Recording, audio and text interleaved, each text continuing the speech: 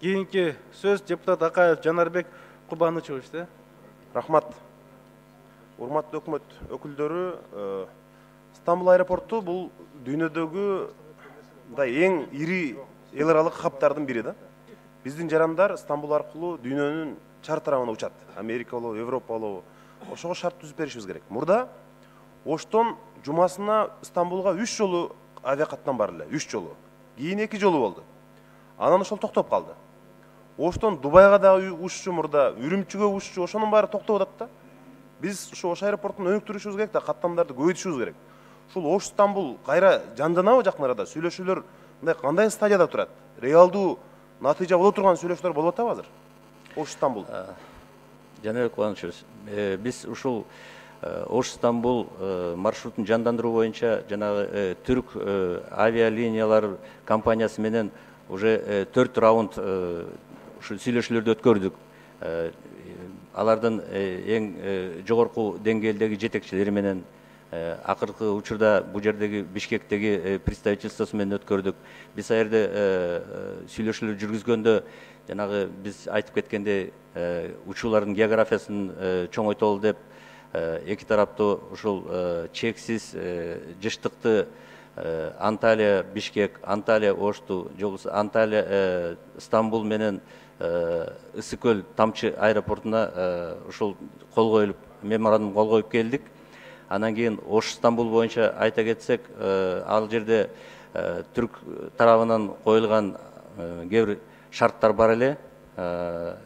Касательно, это касается безопасности полетов по расширению и удлинению взлетно-посадочной полосы, которые мы уже сделали на 400 метров, уже удлинили. Некоторые технические были их требования, которые тоже устранены.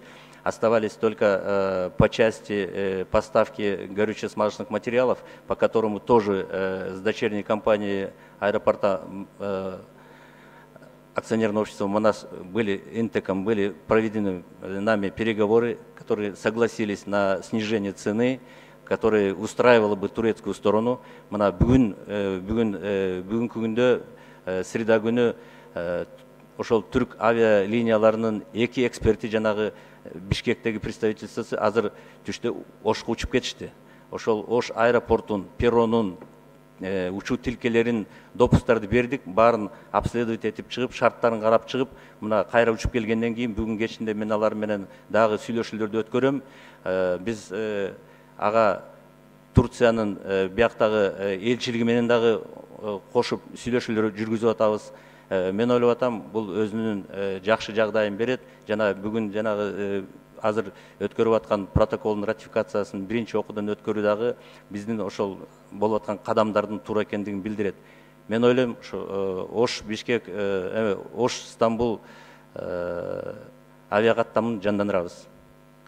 Рахмат, ошого катуу көңүл бурсаңыздар, ратификацияны албетте колдоп беребиз. Мына азыр Оштон мурда азыр айтып өтпөдүмбү, Дубайга, Үрүмчүгө, Стамбулга уччу деп. Азыр мына 7-июндан Алматыга уча турган болуп атат.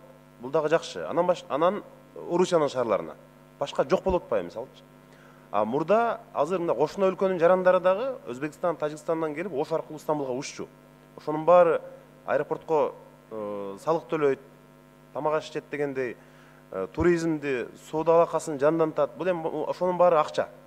Ошон үчүн ушуга бир катуу аракет кылсаңыздар. Рахмат. Рахмат, Жанарбек Кубанычевич. Жанагы сиз айтып аткандай, биз дагы ошол Оштон учууларды жандандырып, мына өзүңөр билгендей, мына былтыр эле Шереметьевага, Москванын Шереметьевасына уже каттамды аэрофлот ачып баштады. Оштон Казанды былтыр ачтык. Анан кийин ошол максатта биз жанагы эл аралык каттамдарды дагы жандандырганга, кээ бир каттамдарды сезондук кылып ачууга, чартерлик кылып ачууга азыр аракеттер жүргүзүп атабыз. Ошондой эле жакынкы күндөрү мен ойлойм дагы бир канча сунуштар келет, анан кийин билдиребиз. Рахмат.